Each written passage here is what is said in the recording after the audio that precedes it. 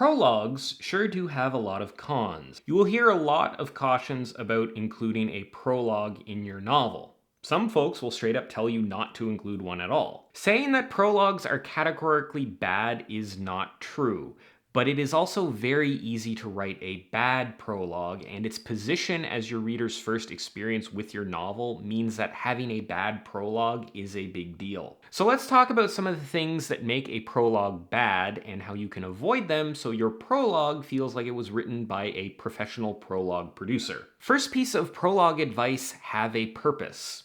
The most common refrain whenever I mention any of the criticism or cautions around a prologue is to reference some usually very popular novel that has a prologue in it. Saying that, oh, such and such a famous author writes prologues, so that means that everybody should write prologues, is not necessarily a good argument. And I would argue that a lot of those authors have a very specific purpose in mind for their prologues when they write one, and you should too. I think where a lot of prologues go wrong is people just write a big, exciting scene that dumps a bunch of world building info or history or introduces a bunch of characters without actually setting out to accomplish anything.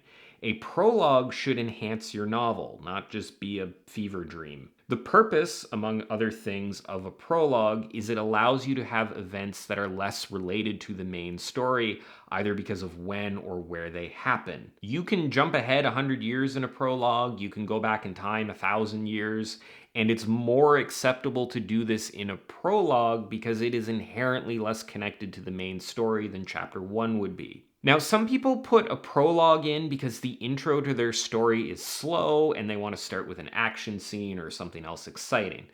That's fine, but I will ask you the question: why are you starting your novel with a boring opening and relying on a prologue to fix it? A prologue should add something to the story, not be a crutch for a lackluster beginning. Which brings me to the second piece of advice I want to share with you, which is to link your prologue to chapter 1 as quickly and clearly as you can. If your prologue follows a battle that happened 200 years ago, have the character we're introduced to in chapter 1 be the grandkid of the warrior in that battle. If your prologue is a glimpse into the future of aliens invading Manhattan, then start chapter 1 in Central Park. One big problem with a prologue is we introduce characters and setting and whatever in the prologue, and then by design we usually introduce new characters and a different setting in chapter 1. And if you aren't doing that, then you could just make the prologue chapter 1. Anyway, this jump, whether it's to a different time period, to different characters, or a different setting, is very jarring for the reader. Everything in your novel is new to them at this point, and just when they're getting up to speed on the prologue, you yank the literary rug out from under them and introduce a bunch of new stuff beginning in chapter 1. Linking your prologue to chapter 1, even in a tiny way, is going to enhance both the prologue and your first chapter.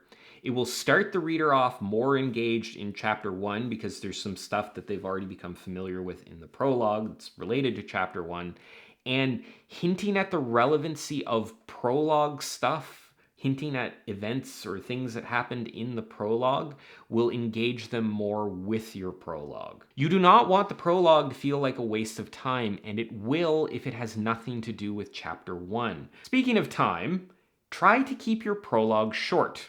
I know, and you know, and the reader knows that the prologue isn't the main deal here.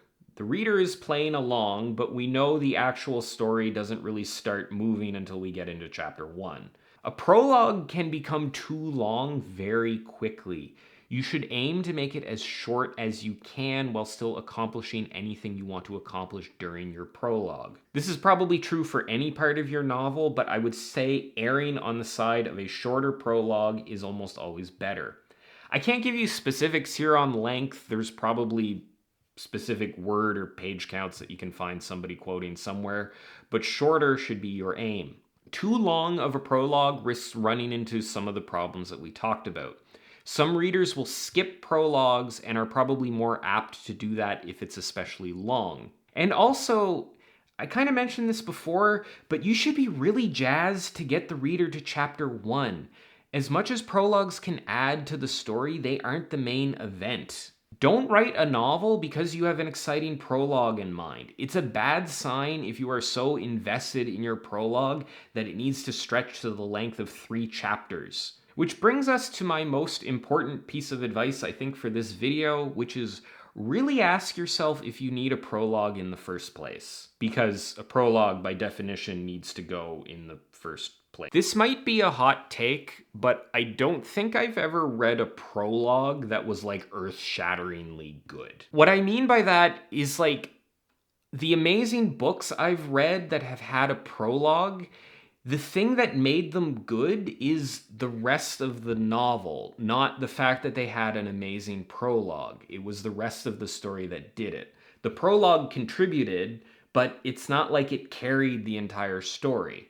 A prologue is a good way to hook a reader and pull them in, but the main point and the biggest value should be the rest of the story.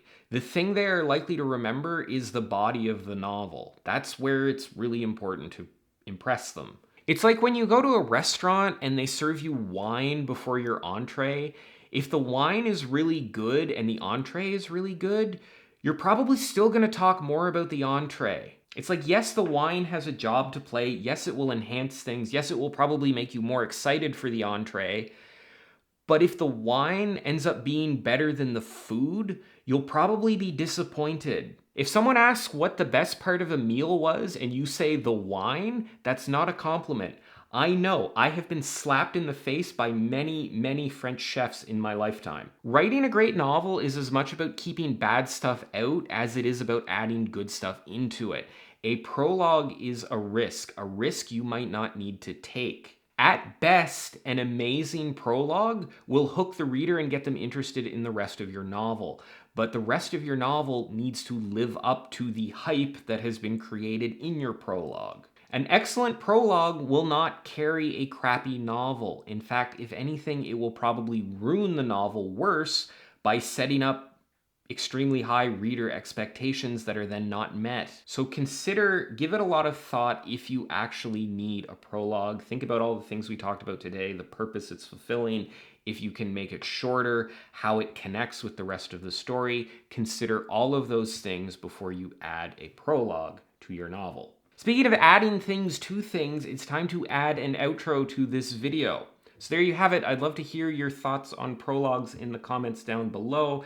As always, thanks for watching, and I will see you next time.